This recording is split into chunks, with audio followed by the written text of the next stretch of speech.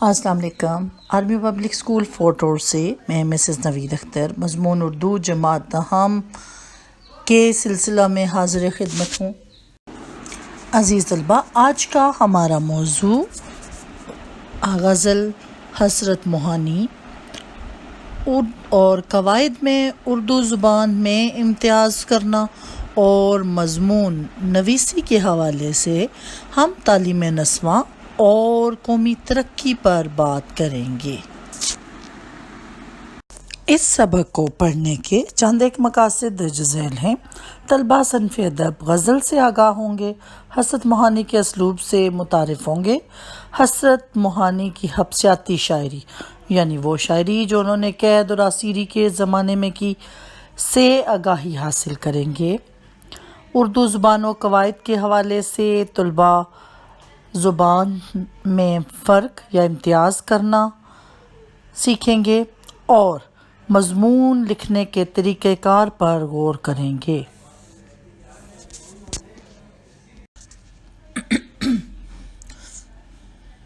سب سے پہلے ہم صنف ادب غزل کے بارے میں کچھ جان لیتے ہیں۔ غزل عربی زبان کا لفظ ہے جس کے لغوی معنی عورتوں سے باتیں کرنا یا عورت کے متعلق باتیں کرنا کے ہیں۔ یہ صنف سخن اردو میں ایرانیوں نے رائج کیا اور فارسی زبان میں غزل خوف زدہ ہرن کی دردناک چیخ کو بھی کہا جاتا ہے۔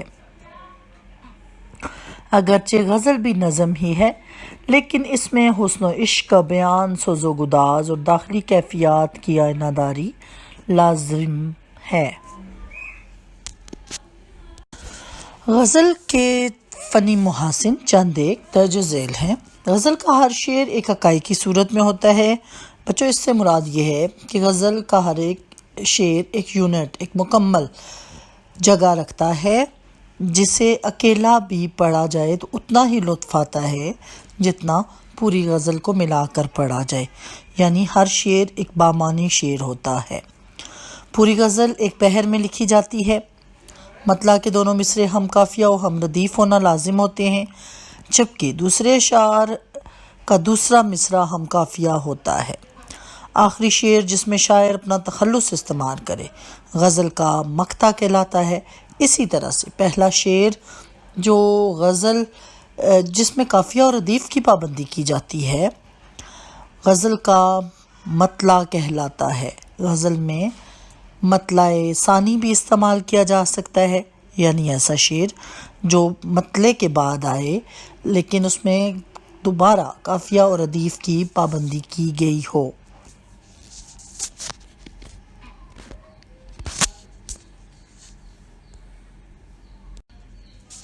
آج ہم حسرت موہانی کی غزل پڑھیں گے۔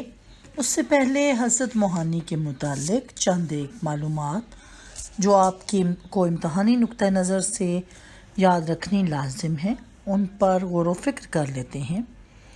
حسرت موہانی 1875 میں پیدا ہوئے اور 1951 میں وفات پائی۔ حسرت موہانی کا اصل نام سید فضل الحسن اور تخلص حسرت کرتے تھے۔ یو پی کے قصبے موہان میں پیدا ہوئے، اسی نسبت سے موہانی کہلائے۔ ایم اے او کالج علی گڑھ سے BA کیا، کچھ عرصہ ادبی رسالہ اردو معلیٰ نکالتے رہے، پھر ان کی باغیانہ تحریروں کی وجہ سے انگریز حکومت نے یہ رسالہ بند کر دیا اور یہی ان کی زندگی کا ایک اہم موڑ ہے۔ حسرت موہانی تحریک آزادی کے اہم رہنماؤں میں شمار کیے جاتے ہیں اور برطانوی سامراج کی مخالفت کی وجہ سے انہیں طویل عرصے تک قید و بند کی صحبتیں برداشت کرنا پڑیں۔ اسی زمانے میں قید بامشقت انتہائی سخت اور تکلیف دہ ہوتی تھی۔ روزانہ 1 من گیہوں دستی چکی پر پیسنا پڑتا تھا۔ حسرت نے اس مشکل وقت میں بھی شاعری کا دامن نہیں چھوڑا۔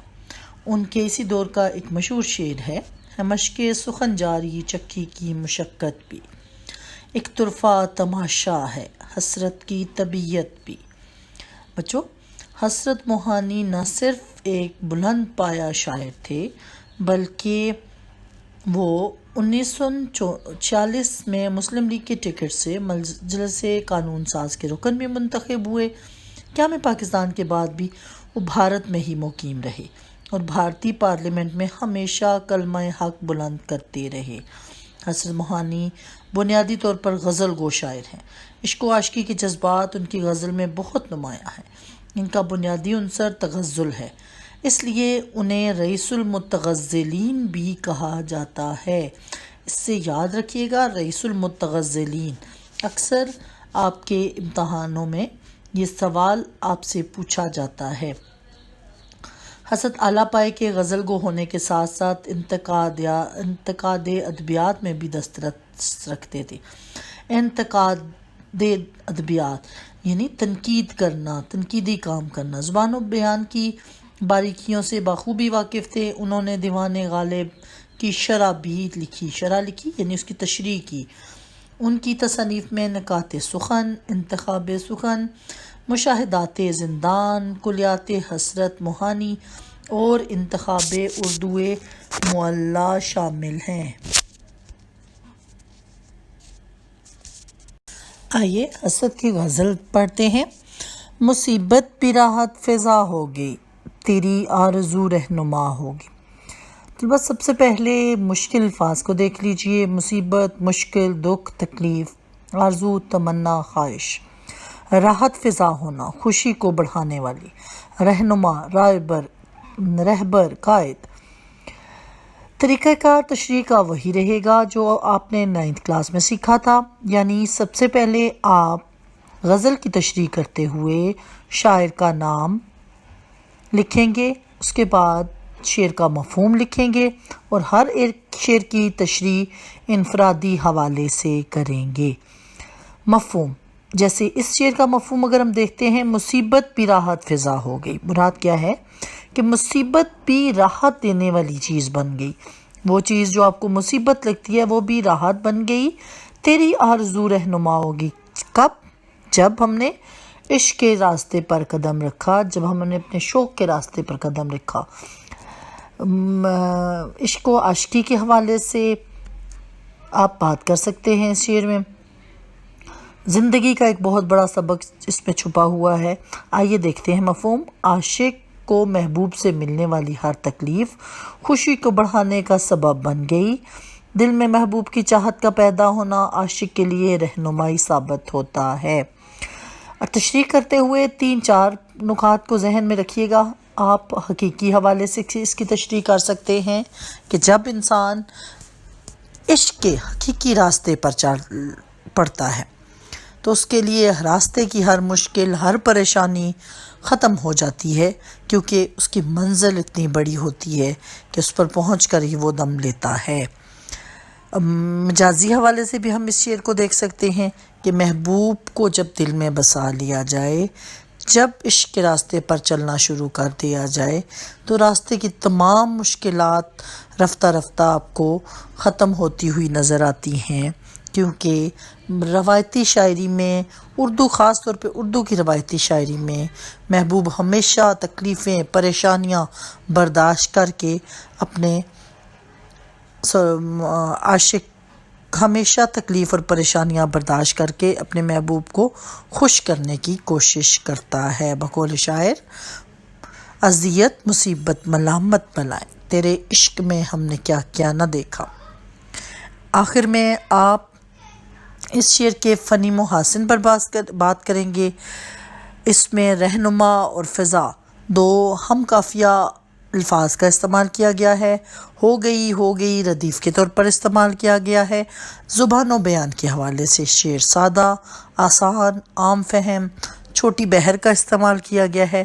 ان تمام نکات کو ملا کر آپ عمدہ تشریح کر سکتے ہیں۔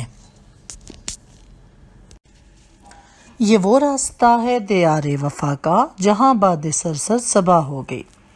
لغت دیکھیے، دیار وفا، وفا محبت کی بستی،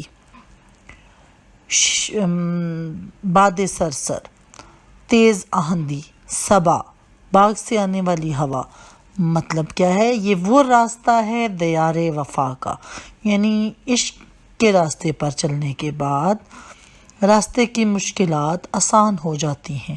دیار وفا یعنی وفا کے شہر جانے کے لیے جو راستہ اپنایا جاتا ہے، اس میں آنے والی باد سرسر مراد آندھی، طوفان، تیز ہوائیں بھی صبا ہو گئیں، یعنی وہ خوبصورت باغ سے آنے والی ہوا کی مانند ہو جاتی ہیں۔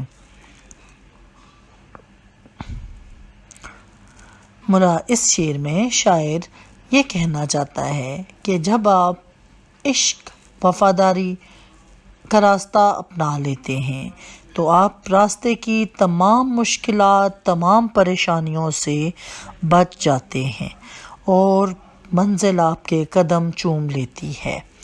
آپ اس شعر کو بھی حقیقی حوالے سے دیکھ سکتے ہیں اور مجازی حوالے سے بھی۔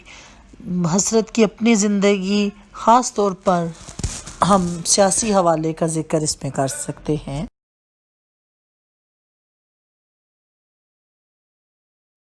تیرے رتبہ دانے محبت کی حالت، تیرے شوق میں کیا سے کیا ہو گئی۔ لغت: رتبہ دانے محبت، محبت کے رتبے کو پہچاننے والے، شوق میں، خواہش میں۔ مفہوم: اے محبوب تمہیں چاہنے والے، تیری اہمیت کو بڑھانے والے، تیرے عشق میں کن حالات میں کا شکار ہیں، کبھی تم نے جاننے کی کوشش نہیں کی۔ تشریح: شاعر نے روایتی موضوع کا انتخاب کیا ہے، یعنی روایتی شاعری میں محبوب ہمیشہ بے خبر اور ایک ایسی شخصیت کا مالک سمجھا جاتا ہے جو ظالم و جابر ہے، اپنے چاہنے والوں پر ظلم کرتا ہے، اور عاشق صادق ہمیشہ کمزور، لاغر، تکلیفیں برداشت کرنے والی شخصیت کو کہا جاتا ہے۔ تو شاعر کا کہنا ہے کہ اے محبوب، وہ افراد، وہ لوگ جنہوں نے تمہیں اس رتبے تک پہنچایا، جنہوں نے تمہارے عشق میں سب کچھ گنوا دیا، تمہیں یہ عزت دی کہ آج لوگ تمہیں محبوب کی حیثیت سے جانتے ہیں، تم نے کبھی یہ جاننے کی کوشش ہی نہیں کی کہ وہ کن حالات میں ہیں۔ کیا کوئی ایسا کرتا ہے؟ کبھی تم نے یہ سوچا کہ جنہوں نے تمہارے لیے اپنی جان و دل کی بازی لگا دی وہ کن حالات میں ہوں گے؟ بے خبری ہمیشہ اچھی نہیں رہتی۔ پہنچ جائیں گے انتہا کو بھی حسرت جب اس راہ کی ابتدا ہو گئی۔ لغت دیکھ لیجئے: انتہا، عروج، بلندی، راہ کی ابتدا، کام کا آغاز۔ جب ہم سفر کا ارادہ کر لیں یا جائے تو منزل آپ کے قدم چوم ہی لے گی۔ راستہ چاہے ایک زندگی کا ہو یا عشق کا، ارادے کی مضبوطی لازم ہے۔ انسان اپنی زندگی میں اپنی خواہش کو پا لیتا ہے۔ زیر نظر شعر کو ہم عشق مجازی کے حوالے سے بھی دیکھ سکتے ہیں، یعنی جب محبوب کی خواہش، تڑپ میں اس عشق کے راستے پر چل پڑیں گے تو منزل ایک نہ ایک دن آپ کے قدم چوم ہی لیتی ہے۔ اور حضرت موہانی کی ذاتی زندگی کے حوالے سے بھی ہم اس پہ بات کر سکتے ہیں، کیونکہ ان کی زیادہ زندگی آسیری اور قید میں گزری، اس لیے ہم یہ کہہ سکتے ہیں کہ اس میں حضرت کی اپنی ذاتی زندگی کی جھلک بھی نظر آتی ہے کہ جب انسان کسی ارادہ کر لے، خواہش کر لے منزل کو پانے کی، جس طرح سے ہمارے ہندوستان میں مسلمانوں نے انگریزوں سے آزادی حاصل کرنے کا ارادہ کر لیا تو وہ اپنی منزل کو پہنچ گئے، اسی طرح سے انسان کسی حالت میں بھی اپنی منزل کو پا ہی لیتا ہے۔ اردو زبان اور مختلف انداز بیان۔ ہر جملہ اپنے انداز بیان، لب و لہجہ، اسلوب اور لفظوں کے انتخاب سے ایک دوسرے سے مختلف ہوتا ہے۔ یہی فرق زبان پر بھی اثر انداز ہوتا ہے۔ اخباری، تکنیکی، قانونی، دفتری زبان ایک دوسرے سے فرق ہوتی ہیں۔ اسی زبان کے فرق کا اندازہ کرنے کے لیے آپ کو مشق کے طور پر کتاب کے صفحہ نمبر 114 پہ جملے دیے گئے ہیں جن کی پہچان آپ نے کرنی ہے۔ چند ایک جملوں کی وضاحت میں کر دیتی ہوں۔ گاڑی تیز چلانے پر آپ کا کوڈ 11 کے تحت چالان کیا جاتا ہے۔ انداز سے نظر آ رہا ہے یہ ایک قانونی انداز بیان ہے۔ کرکٹ ٹیم 333 رنز پر آؤٹ ہو گئی، سیریز جیتنے میں مشکلات کا سامنا، یہ ایک ایک اخباری جملہ ہے۔ کمپیوٹر کے سافٹ ویئر اور ہارڈ ویئر میں فرق ہوتا ہے، یہ ایک تکنیکی جملہ ہے۔ اسی طرح سے باقی ماندہ جملوں کی وضاحت آپ اپنی نوٹ بک پر کر سکتے ہیں۔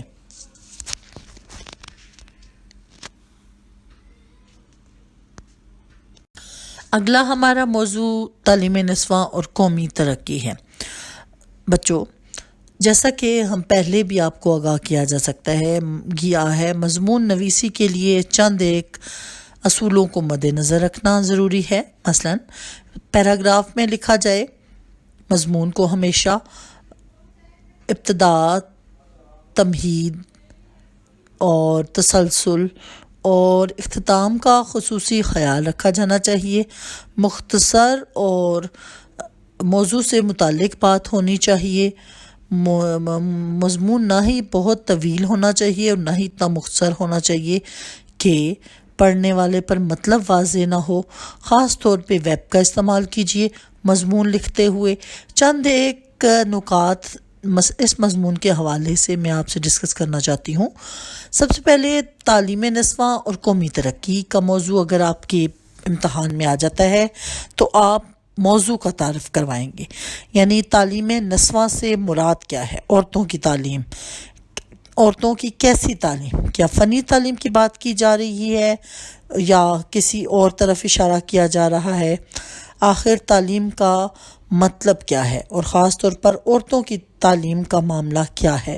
اس پر آپ اظہار خیال پہلے پیراگراف میں کریں گے اور تعلیم نسواں کا لغوی معنی سامنے لائیں گے۔ سیکنڈ، آپ تعلیم نسواں کی اہمیت پر بات کریں گے۔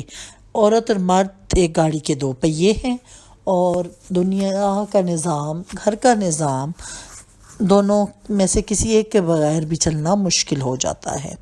اسی لیے جس طرح مرد تعلیم یافتہ ہونا لازمی ہے، عورت کے لیے بھی لازم ہے۔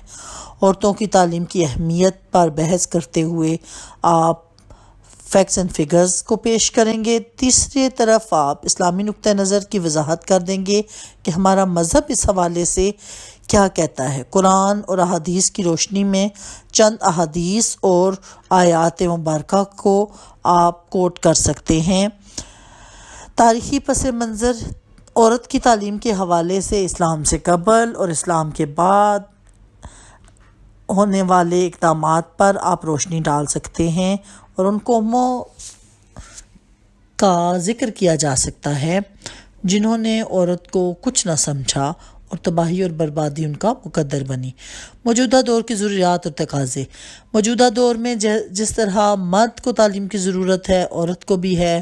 موجودہ ترقی میں عورت کا کردار 50% ہے۔ اگر 50% عورتیں ان پڑھ اور جاہل رہیں گی تو نہ صرف معاشرہ تباہی کی طرف جائے گا، بلکہ نہ تو ہم اچھی مائیں پیدا کر سکتے ہیں اور نہ ہی اچھی سوسائٹی کو جنم دے سکتے ہیں۔